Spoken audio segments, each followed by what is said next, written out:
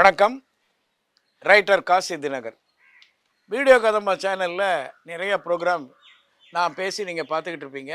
நல்ல நல்ல ப்ரோக்ராம்லாம் வந்துக்கிட்டு இருக்கு. கரண்ட் மேட்டர்லாம் உடனே அதில் போட்டுடுறாங்க. இன்றைக்கி வீடியோ கதம்பம் சேனல் ரொம்ப அப்கமிங் சேனலாக இருக்குது.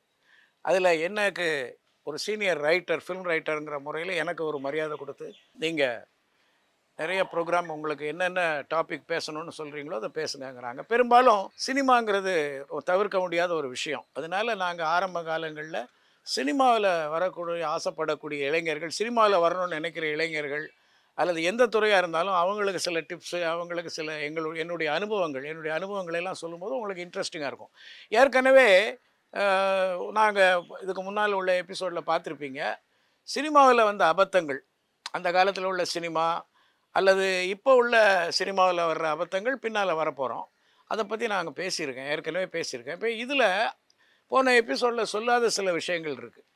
இப்போ பழைய படங்கள் நீங்கள் பார்த்தீங்கன்னா நிறைய பிளாக் அண்ட் ஒயிட் படம் பார்த்துருப்பீங்க. இல்லை நீங்கள் பாருங்கள், அதில் என்ன பண்ணுவாங்கன்னு கேட்டிங்கன்னா, ஒரு பணக்காரன் இருப்பான், அவன் திடீர்னு ஏழை ஆகிடுவான். ஒரு 2-3 சீனில் அவனுக்கு வயசானவராக இருப்பார், அந்த பொண்ணுக்கு அப்பா அப்பான்னு ஓடி வருவா, இல்லை தாத்தாம்பா, ஏழை ஆகிடுவாங்க. ஏழையான உடனே வழக்கமாக என்ன பண்ணுவாங்க, கட்டாயமாக அந்த காலத்து சினிமாவில் பெரிய அபத்தம் என்னென்னா, ஏழையான உடனே ஒரு பாட்டு வைக்கணும், செத்து போனால் ஒரு பாட்டு வைக்கணும். அதை இன்னும் கூட பிடிச்சிக்கிட்டு தொங்குறாங்க. அதே மாதிரி இன்னொரு வேடிக்கை என்ன நடக்குன்னா, அவன் ஏழை ஆகிட்டான்னு வைங்க, ஏழையான உடனே அவனை ஏழைன்னு காட்டுறதுக்கு இங்கே ஒரு சின்ன ஸ்கொயர் சைஸில் ஒரு துணியை வெட்டி இப்படி ஒட்டுவாங்க. அவன் ஒயிட் ட்ரெஸ் போட்டிருப்பான், அதில் இப்படி ஒரு கருப்பில் இப்படி ஒரு வெட்டி காஸ்டியூமரை கூப்பிட்டு ஒன்று ஒட்டு, இது ஒட்டுனா அவன் ஏழை. அப்படி எந்த இங்கிலீஷ் படத்துலையும் நான் பார்க்கல. ஏழைன்னா அவனுடைய நடை உடை பாவனை. அதாவது பெரும்பாலும் எப்படின்னு கேட்டிங்கன்னா, அந்த காலத்தில் நல்ல நடிகர்கள் இருந்த இடம் இந்த தமிழ் சினிமாங்கிறது சிவாஜி கணேசன் மாதிரி, ரங்கா ராவ், அப்புறம் டிஎஸ் பாலையா, எம்ஆர் ராதா, நாகேஷ், மனோரமா, அப்புறம் எஸ்எஸ் ராஜேந்திரன், எஸ்வி சுப்பையா, நடிகைகளில் சாவித்ரி, அப்புறம் சவுகார் ஜானகி, பண்டேரி பாய், இப்படி மிகப்பெரிய நடிகர்கள் இருந்ததுனால அவங்களுக்கு அந்த சீனை சொல்லிட்டிங்கன்னா அவங்களுடைய நடை உடை பாவனையிலேயே அந்த ஏழ்மையை காமிப்பாங்க. ஒரு கோபத்தை காட்டணுன்னா அதில் அந்த எக்ஸ்ப்ரெஷன் ஒரு பக்கம் இருக்கும். அந்த எக்ஸ்ப்ரெஷன் பத்தாதுன்ட்டு ஒரு ஆப்ஜெக்ட் இருக்குன்னு வைங்களேன், அந்த ஆப்ஜெக்டில் அவங்களுடைய கோபத்தை காட்டுவாங்க. நான் அடிக்கடி சொல்கிறது தான். ஒரு உதாரணம் நீங்கள் பார்த்தீங்கன்னா தெரியும். பாசமலருங்கிற ஒரு படம், அவ்வளோ பெரிய நடிகர் சிவாஜி கணேசனுங்கிறதுக்கு அந்த ஒரு ஷாட் போதும். அதாவது அவருக்கு எதிராக அவர் ரொம்ப ஃப்ரெண்ட்லியாக பழகின அந்த ஜெமினி கணேசன், 2 பேரும் ஃப்ரெண்ட்ஸு. சந்தர்ப்ப சூழ்நிலையினால இவர் பணக்காரர் ஆகிட்டார். அவங்களுடைய தங்கச்சியை விரும்புகிறாரு ஜெமினி கணேசன். ஆனால் அவ்வளோ பெரிய பணக்காரன் ஆனதுக்கப்புறம் ஒரு தங்கச்சியை விரும்பினா கூட அது அந்த அண்ணனுக்கு தெரியாது.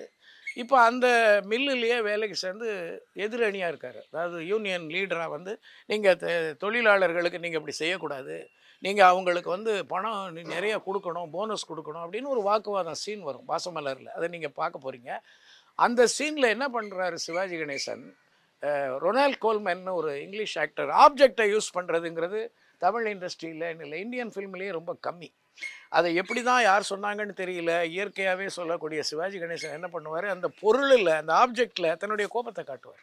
அதாவது அவருடைய கோபத்தை அங்கே இருந்த ஒரு கத்தியை எடுத்து ஒரு பென்சிலில் அதை அப்படி சீவிக்கிட்டே அப்படி பேசுவார். அந்த கோபம் இந்த சீவுறதில் இருக்கும். எக்ஸ்ப்ரெஷனுங்கிறது முகத்தில் மட்டும் இல்லை ஒரு நடிகனுக்கு, அந்த பொருள் இல்லை. இவங்க அதுக்கு ஃபில்ம் இன்ஸ்டியூட்டில் அதில் எல்லாம் பிஸ்னஸ் ஆக்டிங்னு ஏதோ அவங்க ஒரு டெக்னிக்கல் வேர்டு வச்சு சொல்லுவாங்க. அந்த மாதிரி அந்த பென்சில் அப்படியே அந்த கத்தியில் கோபத்தோடு அப்படியே சீவிக்கிட்டு அப்படின்னு முகத்தில் அப்படி ரத்தம் கொப்பளிக்க அப்படி சீவுவார். அங்கே தெரிஞ்சு போகுது ஆடியன்ஸுக்கு ஒரு பயங்கர கோபத்தில் இருக்கிறாருன்னு. அந்த மாதிரி நடிகர்கள் இன்றைக்கி இல்லை, டு பி ஆனஸ்ட். எந்த காமெடியிலும் இல்லை, சென்டிமெண்ட்லேயும் இல்லை, நடிகைகளும் இல்லை. அதனால என்ன ஆகுதுன்னு கேட்டிங்கன்னா, அந்த காலத்தில் என்னென்னா ஒரு படத்தில் இதே மாதிரி தான் ஒரு பந்துலுன்னு ஒரு பெரிய டைரக்டர், ப்ரொடியூசர், அவர் நடிக்கிறாரு. அவர் நடிக்கும்போது அவர் சிவாஜி கணேசன் அளவுக்கு பெரிய நடிகர் இல்லை. அப்போ அவருக்கு என்ன பண்ணுறாங்க, ஏழைன்னு இங்கே ஒன்று விட்டுறாங்க. சரி, ஒரு 2-3 நாள் கழித்து மறுபடியும் ஒரு தமிழ் படம் பார்க்குறேன். உடனே ஒருத்தன் பணக்காரனாக இருக்கிறவன் திடீர்னு ஒரு 10 சீனுக்கு அப்புறம் ஏழையாகி ரோட்டில் பாடுறான். உடனே இங்கே ஒரு துணி, அதே காஸ்டியூமரா இல்லை அதே துணியாக கூட இல்லை தெரியல, அதை அப்படி வெட்டி ஒட்டிடுவாங்க. ஒட்டினா ஏழை.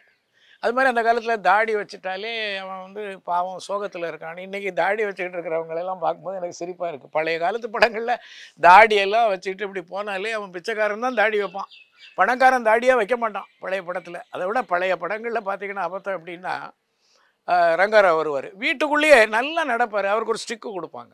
அவர் நல்லா அங்கேருந்து வரும்போது இப்போ இப்படி நடந்தால் ஸ்டிக் இருக்கும். அவர் அங்கேருந்து பெரிய பெரிய நடிகர் ரங்காராவ் அல்லது வி.கே. ராமசாமி அல்லது ஈவன் பிற்காலத்தில் மேஜர் சுந்தரராஜன் எல்லாருமே பார்த்தீங்கன்னா ஒரு ஸ்டிக்கை வச்சுக்கிட்டு சொல்லு, அந்த ஸ்டிக்கு யூஸே ஆகாது, அந்த ஸ்டிக்கை வச்சுக்கிட்டு நடப்பார். இது யார் சொன்னான்னு தெரியல. ஒரு நடக்க முடியாதவனுக்கு தான் ஸ்டிக்குன்னு கண்டுபிடிச்சிருப்பாங்க இல்லையா? அவர் ஸ்டிக்கை வச்சுக்கிட்டு இருப்பார். அதோட என்னென்னா இப்படி ஒரு சங்கிலி தொங்கும் அவங்க கோட்டில், அது அப்பப்போ டைம் எடுத்து பார்த்துக்கலாம். அங்கே அவ்வளோ பெரிய வால் கிளாக் இருக்கும், அதில் அப்படி பார்த்துக்கலாம். சார் அதெல்லாம் சொல்லாதீங்க, இப்போ செல் இருக்குது, டைம் பார்க்குறாங்க. அந்த காலத்தில் அவங்க ஒரு வாட்ச் இப்படி போட்டிருப்பாங்க, அதை எடுத்து பார்ப்பாங்க. அது ஒரு நாளும் ஒரு சீனில் ஒரு ஷாட்டில் கூட அதை வாட்ச் எடுத்து பார்க்க மாட்டார். நீங்கள் எந்த படம் வேணாலும் பாருங்கள், பழைய ரங்கராவுக்கு இதே வேலை. ஒரு கோட்டை மாட்டினா ஒரு பை, ஒரு செங்கிலி. இது வந்து காஸ்டமர் ட்ரெஸ்ஸுன்னு சொன்னோடனே அவர் ஒரு சங்கிலியை மாட்டி வச்சுருவார். இப்போ நீங்கள் கோட் போட்டிங்கன்னா இங்கே ஒரு கர்ச்சீஃப் வைப்பீங்க, இங்கே ஒரு பின் வைப்பீங்க. அது வந்து அந்த ட்ரெஸ் கோடுன்னு பேர். அந்த ட்ரெஸ்ஸுக்கு ஒரு கோடு உண்டு. ஒரு ஆஃபீஸில் போனால் அந்த ஐடியில் என்ன ட்ரெஸ் போடணும் அது ட்ரெஸ் கோடு, அது தப்பு இல்லை. ஒரு கர்ச்சீஃப் அப்படி வைக்கிங்கன்னா கோட்டில் ஒரு விஷுவலில் பார்க்கும்போது ஒரு கோட்டில் இப்படி ஒரு சின்ன கர்ச்சீஃப் இருந்தால் கல்யாணத்துலேயோ இதுலேயோ நீங்கள் பார்த்துருப்பீங்க, அது அழகாக இருக்கும். ஆனால் நல்ல வீட்டுக்குள்ளே தான் இருப்பார் அவர். அவருக்கு ஃபுல் கோட்டு, அதில் இங்கே ஒரு சங்கிலி. வீட்டில் இருக்கிற எல்லா பொம்பளைகளும் இப்போ வர்ற அந்த அந்த அபத்தத்தை என்ன விடாமல் அடாப்ட் பண்ணிக்கிட்டு இருக்கிறது நம்ம சீரியல். எல்லா தமிழ் சீரியல்கள்லையும் பார்த்தீங்கன்னா, இல்லை இங்கிலீஷில் அப்படி சீரியல்களில் கிடையாது. தமிழ் சீரியலில் இல்லை தெலுங்குகள் ஏதாவது சீரியல்களில் நீங்கள் பார்த்தீங்கன்னா, அந்த அம்மா வந்து ஃபுல் மேக்கப்பில் இருப்பாங்க. ஒரு கல்யாண பொண்ணு மாதிரி அலங்காரம் பண்ணிக்கிட்டு அம்மா, பாட்டி, அந்த மாமியார் எல்லா சீரியல்களில் நல்ல கண்மை போட்டு இது போட்டு அப்படி படுத்திருப்பாங்க. அவ்வளோ அழகாக இருப்பாங்க. அது வந்து சொல்லுவாங்க பிற்காலத்தில், இல்லை இல்லை அப்படிலாம் சொல்லாதீங்க, பாலு மகேந்திரா அந்த ஃபீல்டுக்குள்ளே வந்த உடனே அவர் நேச்சுரல் லைட்ஸில் எடுத்தார், மேக்கப்பே அழிச்சிட்டு வாம்பார். அதுமாதிரி பாரதி ராஜாவும் சொன்னாரும்பாங்க. அதுவும் சரியான பாயிண்ட் இல்லை. ஏன்னா நான் தற்செயலாக இப்போ 3ஆம் பிறைன்னு ஒரு படம் பார்த்தேன். அது பாலு மகேந்திரா தானே. அவர் மிகப்பெரிய கேமராமேன், மிகப்பெரிய எழுத்தாளர், பெரிய ஆள் தான். ஆனால் அவருடைய ஒரு படம் பார்த்ததில் 3ஆம் பிறையில் ஓப்பனிங்கில் ஒரு ஆக்சிடெண்ட்டில் ஸ்ரீதேவி வந்து காரில் அடிபட்டு பாடிக்கிட்டு வரும்போது ஆக்சிடெண்ட் ஆகிடும். அடுத்த ஷாட் கட் பண்ணால் அந்த அம்மா புருவம்லாம் போட்டு நல்லா மேக்கப் போட்டு, இங்கே இன்றைக்கி அந்த 3ஆம் பிறை படம் பாருங்கள், அப்படியே மேக்கப் போட்டு அப்படியே படுத்திருப்பாங்க. அப்போ நான் எழுதினேன், ஃபேஸ்புக்கில் எழுதும்போது சொன்னேன், இவ்வளோ தூரம் பாலு மகேந்திரா நேச்சுரல் லைட்டில் எடுத்தார், மேக்கப்பை அழிச்சிட்டு வாம்பாருலாம் சொன்னால் அவருடைய படத்தில் கூட அது அபத்தம்தான். அப்படியே மேக்கப்போட படுத்திருப்பாங்க. அவரோட ஆக்சிடென்ட் பட்டதுக்கு ஒரு காயம் கூட இருக்காது. ஒரு சின்ன, ஒரு பேருக்கு சொல்கிறேன், ஒரு சின்ன காயம் கூட இருக்காது, நெத்தியில் ஒரு பேண்டேஜ் கூட இருக்காது. நல்லா அழகாக ஃப்ரெஷ்ஷாக மேக்கப் போட்டு படுத்திருப்பாங்க. அதை எப்படி அந்த இயக்குனர் ஒத்துக்கிட்டாருங்கிறது ஒரு பெரிய ஒரு வித்தியாசமான விஷயம். அது வந்து எனக்கு இன்னும் புரியலை. அப்போ அந்த காலத்து படங்களில் என்ன பண்ணியிருக்காங்கன்னு கேட்டிங்கன்னா, இந்த மாதிரி அபத்தங்கள் இருக்குது. அது அந்த காலத்து படங்களில் மக்களுக்கு அந்த அளவுக்கு டெக்னிக்கல் நாலேஜ் இல்லை. அப்போ இந்த மாதிரி மீடியா இல்லை, அது இல்லைங்கிறதுனால விமர்சிக்கப்படலை அந்த ஷாட்டு. அதே மாதிரி பழைய படங்கள் பார்த்தீங்கன்னா, நல்லா நீங்கள் கவனித்து பாருங்கள். ஒரு அப்பா வர்றாரு, அப்பா இறந்துட்டாரு, இல்லை அம்மா இறந்துட்டாங்கன்னு வைங்களேன், சுடுகாட்டில் போய் அந்த ஆவி திரும்பி வர்ற வரைக்கும் பாடிக்கிட்டு இருப்பாங்க. அங்கே போனோடனே அங்கே போய் பாடிக்கிட்டு அழுதுகிட்டு பாடிக்கிட்டு இருப்பாங்க. அந்த பாட்டெல்லாம் பெரிய ஹிட் ஆச்சு. இப்போமெல்லாம் அப்படி இப்போ அது அப்போன்னா எரிக்கிறதுக்கே நேரம் ஆகும். இப்போ எலக்ட்ரிக்கல் உள்ள தள்ளினோடனே டக்குன்னு ஹேஷஸாக வந்துடுது. ஸோ இன்றைக்குள்ள அப்டேட்டடாக இருக்கும்போது அப்படியெல்லாம் பாட்டை ரொம்ப நேரம் சாகுறாங்கன்னு பாட்டு காமிச்சா ஓடாது. ஏன்னா 60-70 பாட்டு இருந்த தமிழ் இண்டஸ்ட்ரி. ஆனால் அந்த அபத்தத்தை கூட மன்னிச்சிடலாம், சரி விட்டுருங்க, தப்பு இல்லை, சரி அது இந்த சீனுக்காக அப்படி பண்ணியிருக்காங்க. பாட்டுங்கிறது நல்லா இருந்தால் அந்த பாட்டு எடுபடும். ஈவன் தான் சோகமான பாட்டாக இருந்தால் கூட. இப்போ அம்மா என்றழைக்காத உயிரில்லையேன்னு அந்த அம்மாவை தூக்கி அப்படி எங்கேயும் ரோட்டில் நான் அம்மாவை ஒருத்தன் தூக்கி வச்சுட்டு போய் நான் பார்க்கல. அது ரஜினிகாந்தாக இருக்கட்டும், யாராக இருக்கட்டும், முதியோர் இல்லத்தில் சேர்த்துடுறாங்க ஃபாரினில் இருந்தால். இப்படி அம்மாவை அவ்வளோ பெரிய அம்மாவை தூக்கிக்கிட்டு பாடிக்கிட்டாலே இருதுங்கிறது வந்து சினிமாவுக்கு ஒரு வித்தியாசமான ஒரு சீனாக இருக்கலாம். அந்த பாட்டுனால அது எடுபட்டுச்சு. அங்கே இருந்தது பண்டரிபாய், ரஜினிகாந்தனுடைய பாப்புலாரிட்டி, இளையராஜாவோட மியூசிக்கு, அதில் பி. வாசு எடுத்த அந்த விதம் அதெல்லாம் நல்லா இருந்திருக்கலாம். ஆனாலும் கூட அதை இன்னைக்குள்ள ஜெனரேஷன்ட்ட சொன்னீங்கன்னா, "சார் இது என்ன சார் அம்மா செத்து போனா அழ வேண்டியதானே சார், அவங்கள தூக்கிக்கிட்டு சுடுகாடு வரைக்கும் அவர் பாடிக்கிட்டே போறாருன்னா" இன்னைக்கு எடுபடாது. இப்போ ரீசெண்டாக ஒரு 20 வருஷத்துக்கு முன்னால் வந்த படத்தினுடைய சீனை இப்போ யங்ஸ்டர்ஸ்ட்ட சொன்னா, "சார் இதெல்லாம் பழைய காலத்து ஆளுன்னு எங்களையெல்லாம் ஓல்டு லிஸ்ட்டில் தள்ளிருவான்." நான் அப்டேட்டடாக தான் இருக்கேன். இன்னைக்குள்ள ஜெனரேஷன் படங்களையும் பார்க்குறேன். அதனால சொல்கிறேன். இந்த மாதிரி சில அபத்தங்கள் வந்திருக்கு அந்த காலத்து படங்கள்ல. அதுக்கப்புறம் என்னன்னு கேட்டிங்கன்னா, மேக்ஸிமம் பார்த்தீங்கன்னா, அந்த காலத்தில் நீங்கள் பழைய படங்கள் பாருங்கள், எல்லாருக்கும் விக் இருக்கும். இந்த காமெடி நான் ஆச்சரியப்படுவேன். ஒரு ஆஃபீஸ் காமிச்சா மேனேஜர் விக் வச்சுருப்பான், ஆஃபீஸ் பையன் விக் வச்சுருப்பான், அந்த இவர் ஹீரோ விக் வச்சுருப்பார், அவர் பக்கத்தில் வந்து ஒருத்தர் நிற்பார், அவர் விக், எல்லாருக்கும் விக் கொடுப்பாங்க ஒரு 5 பேருக்கு. அதாவது வழுக்கத்திலே இருக்கவே கூடாது. அப்படி ஹீரோ இருக்கக்கூடாதுன்னா சரி ஓகே, அவர் ஏஜ் தெரிஞ்சு போகணுன்னு எல்லாருக்கும் விக் இருக்கும். நீங்கள் பாருங்கள் பழைய படம். இப்போ ரீசெண்டாக ஒரு படம் பார்த்தேன், வி.கே. ராமசாமிக்கு விக்கு, அந்த பக்கம் அந்த நாகேஷ்க்கு விக்கு, அந்த ஹீரோயின் கூட இருக்கிற எல்லாருக்கும் விக்கு வைப்பாங்க. பார்த்த உடனே நமக்கு தெரியும் நம்ம மக்களுக்கு இது விக்குன்னு. ஒரிஜினல் ஹேர் இல்லைன்னு தெரியும். ஏன்னா வைக்கிற ஆர்டிஸ்ட்டை பொறுத்து இருக்குது. ஒரு ரோட்டில் போகிற ஒரு பிச்சைக்காரன் அவன் வந்து அவனு ஐயான்னு ஒரு 60-70 வயசு மாதிரி அவனுடைய நடை உடை பாவனையில் முடி மட்டும் கரு கரு கரு கருன்னு இருந்தால் விக்குன்னு கண்டுபிடிச்சிட மாட்டாங்களா? யோசிச்சு பாருங்கள். அப்போ அந்த விக்கு என்ன பண்ணுவாங்க, பெரிய காமெடி. கருப்பு விக் தான் இருக்குன்னா, ஐயோ கொஞ்சம் டை போடியான்னு அதில் வெள்ளை அடிப்பான். ஏன்னா வெள்ளைக்கு முடி வச்சு அதில் ஒட்டுற காலங்கள் இல்லை, அவசரம், டக்குன்னு ஒன்று ஒரு வெள்ளை எடுத்து அதில் தடவிடுவான். பார்த்த உடனே தெரியும் இது விக்கு தான்னு. ஸோ இந்த மாதிரி டெக்னிக்கல் மிஸ்டேக்குகள் நிறைய இருந்திருக்கு. ஆனால் அப்பவும் அந்த காலத்திலேயே இந்த அபத்தம்னு நான் சொன்னால் கூட மிகப்பெரிய மேதைகள் இருந்த இண்டஸ்ட்ரி. அதுக்கு ஒரு உதாரணம் பாருங்கள், எஸ். பாலச்சந்தர் அவ்வளோ பெரிய இயக்குனர். கே. பாலச்சந்தர்லாம் பிற்காலம். எஸ். பாலச்சந்தர்னு அந்த நாள் படம் எடுத்தவர். அவர் வந்து எல்லா விதமான ஞானமும் உள்ளவர். இப்போ டி. ராஜேந்தர்னு சொல்கிறீங்க இல்லையா, அவருக்கெல்லாம் முன்னோடி. அவர் writer, director, actor, music director, வீண வித்வான், எல்லா விதமான ஞானமும் உள்ளவர் எஸ். பாலச்சந்தர். நடுகிறவில்னு ஒரு படம் பண்ணார், பொம்மைன்னு ஒரு படம் பண்ணார். ஒரு பொம்மையை வச்சுக்கிட்டு ஆர்டிஸ்ட்டை நம்பி இல்லை, அருமையான ஸ்கிரிப்ட் ரைட்டர். அஃப்கோர்ஸ் இங்கிலீஷ் படத்தினுடைய சில தழுவல் நிறையா படங்களை அந்த கதையை தழுவி பண்ணியிருக்கார், இல்லைன்னு சொல்லலை. அவர் பொம்மைன்னு ஒரு படம், அந்த பொம்மை படத்தில் பார்த்தீங்கன்னா ஒரு பாட்டு, அது வந்து ஜேசுதாஸை முதல் முறையாக தமிழில் அறிமுகப்படுத்தின படம். அதான் பாட்டு ஜேசுதாஸ் வந்து பாடினது பொம்மையில் தான் முதல் படம். அதில் ஒரு பிச்சைக்காரன் அவன் உட்காந்துக்கிட்டு, இன்ஸ்ட்ருமெண்ட்டே இருக்காது, அவர் தான் மியூசிக்கு. லிரிக் எழுதுனது வித்வான் வை. லக்ஷ்மணன், ஒரு எம்ஜிஆர் காலத்தில் பிற்காலத்தில் வந்த ஒருத்தர். அவர் தான் எழுதியிருக்கிறார். பாட்டு ஆரம்பத்திலேருந்து கடைசி வரைக்கும் கண் தெரியாத ஒருத்தன் பாடிக்கிட்டே இருப்பான்.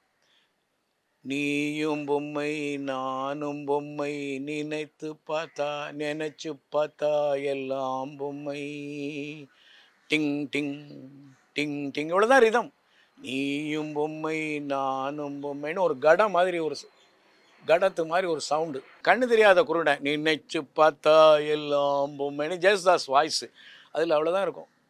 பாட்டு பூரா ஷார்ட்ஸ் கட் பண்ணுவாங்களே ஒழிய, அந்த குருடனுக்கு கண் தெரியாதவனுக்கு என்ன எக்ஸ்ப்ரெஷன் உண்டோ அவ்வளோதான் இருக்கும், ஓவராக இருக்காது. அந்த மாதிரி நடிகர்கள் இருந்திருக்காங்க, டைரக்டர்கள் இருந்திருக்காங்க. அப்போ டைரக்டர் மேலே தான் இருக்குது அந்த ப்ளஸ் மைனஸ். ஒரு டைரக்டர் அதை கண்டுபிடிச்சு சொல்லணும், அதை ரொம்ப ஓவர் ஆக்ட் பண்ணாதீங்கன்னு அந்த காலத்திலே சொல்லுவாங்க. ஸ்ரீதருடைய படங்கள் வந்ததுக்கப்புறம் ஓவர் ஆக்டிங் ரொம்ப குறைஞ்சிது. அவருடைய படங்களில் ஓவர் ஆக்ட் பண்ண விட மாட்டார். ஆனாலும் அவருடைய படங்களில் கூட பார்த்திங்கன்னா ரொம்ப லாஜிக்னு ஒன்று வச்சு விடாமல், இந்த ஆர்டிஸ்ட் வந்து பக்கத்தில் இருக்கிறவங்க பார்த்து பேசாமல் கேமராவை பார்த்து பேசுகிற சிஸ்டம் அவர் காலத்துலேயும் இருந்தது. பக்கத்தில் இருக்கிறவங்கள பார்த்து தானே பேசணும் அப்படிங்கிறது அது ஒரு அபத்தம்னு நான் சொன்னேன், அதுவும் இருந்தது. ஆனால் அடுத்து இன்னொரு மிகப்பெரிய அபத்தம் என்னன்னு கேட்டிங்கன்னா, ஒரு படங்களில் வந்து அவங்க என்ன பண்ணுவாங்கன்னு கேட்டிங்கன்னா, ஒரு ஆர்டிஸ்ட் இருக்காங்கன்னு வைங்க, அவங்க வந்து ஒரு பொம்பளைன்னு வந்துட்டால் போதும். ஒரு படத்தில் ஒரு பெண் வந்து பேசுகிறா, ஒரு சோக காட்சியிலையோ அல்லது ஒரு லவ் சாங்லேயோ அல்லது ஒரு வேறு ஏதோ ஹீரோயோட பேசும்போது ஓவர் ஆக்டிங்காக இருக்கும். அப்படியெல்லாம் இப்போ ஒரு பொண்ணா, ரொம்ப சீன் போடுறாடா அப்படின்றவானுங்க பசங்க.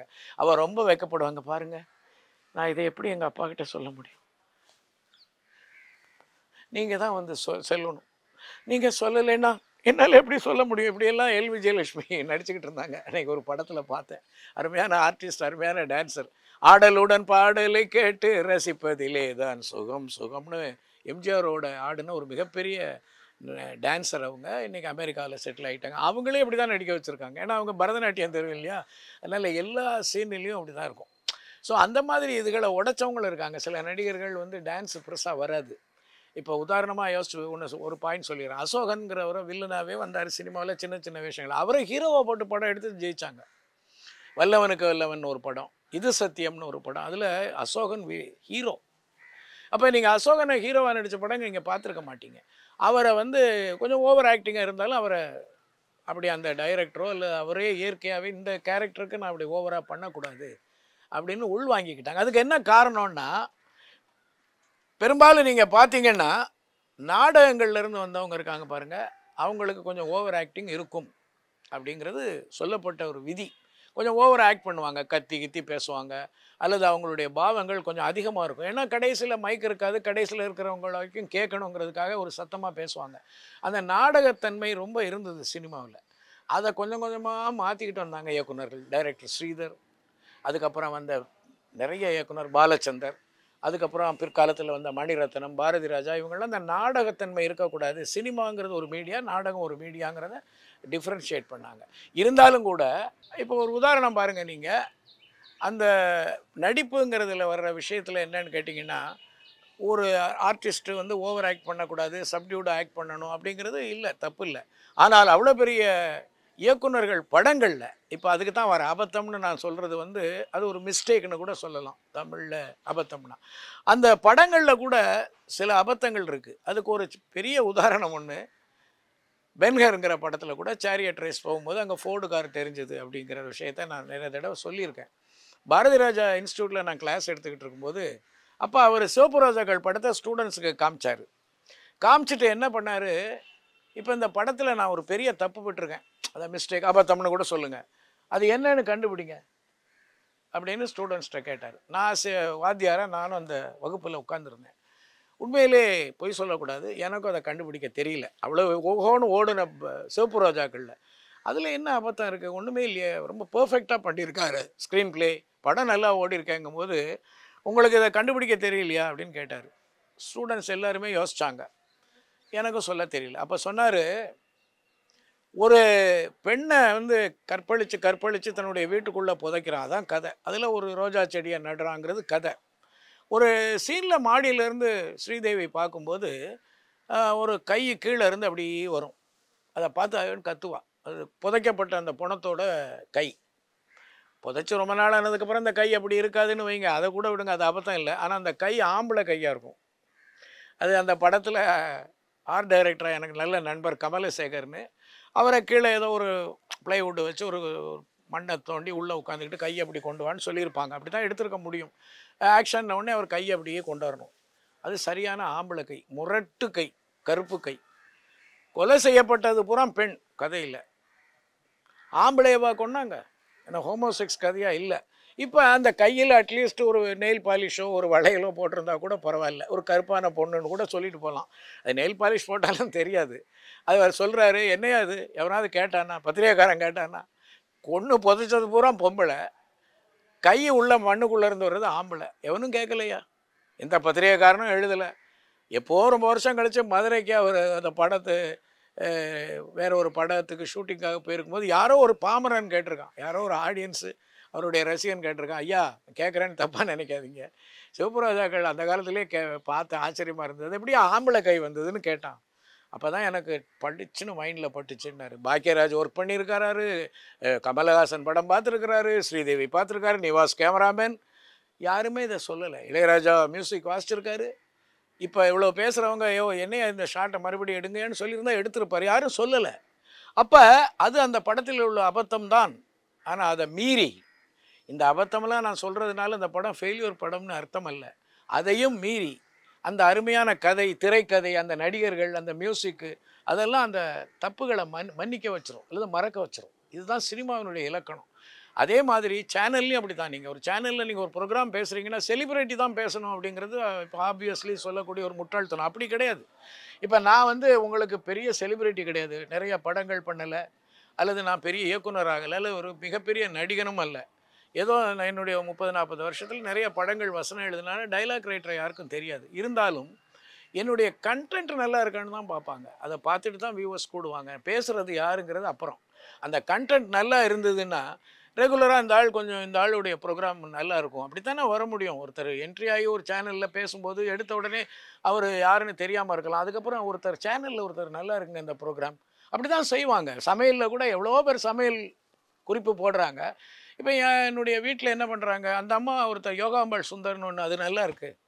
இந்த அம்மா ஒண்ணு போடுறாங்க நல்லா இருக்குன்னு, அந்த ஆள்கள வச்சல்ல. அவங்க சொல்லக்கூடிய சமையல் அவங்க செஞ்சு பார்த்து நல்லா இருந்தா, ஆட்டோமேட்டிக்கா அவங்களுக்கு பேர் வரும். அதே மாரி எங்க வீடியோ கதம்பத்தில எங்க கன்டென்ட் நல்லா வரும்போது, அந்த சேனல்ல யார் பேசுறாங்கிறது முக்கியம் இல்ல. அவங்க என்ன சொல்றாங்கங்கிறது தான் முக்கியம். ஆக இந்த சினிமால இருக்கக்கூடிய சில அபத்தங்கள் நான் சொல்லிட்டேன் உங்ககிட்ட. இந்த மாரி ட்ரெஸ்ஸ போட்டுக்கிட்டு இது பண்றாங்கன்ட்டு. ஆக்டிங் சொல்லிட்டேன். ஆப்ஜெக்ட்ட வந்து யூஸ் பண்ற அந்த இதெல்லாம் சொல்லிட்டேன். இப்ப இந்த சினிமாவுல உள்ள அபத்தங்கள நான் அன்றைய சினிமாக்கள் சொல்லிட்டேன். இனிமே அடுத்த எபிசோட்ல இன்றைய சினிமாக்கள், இன்னைக்கு வரக்கூடிய படங்கள்ல அது எந்த படம்னு சொல்லாமலே இப்ப ரீசென்ட்டா இப்படி நடந்திருக்கு. அப்படியெல்லாம் நடக்குமா? அப்படின்னு அடுத்து சுவையான ஒரு இன்றைய சினிமாவ பத்தின ஒரு அருமையான விஷயங்களோட உங்கள மீண்டும் சந்திக்கும் வரை தற்காலிகமாக உங்களிடமிருந்து விடைபெறுவது காசி தினகர். வணக்கம்.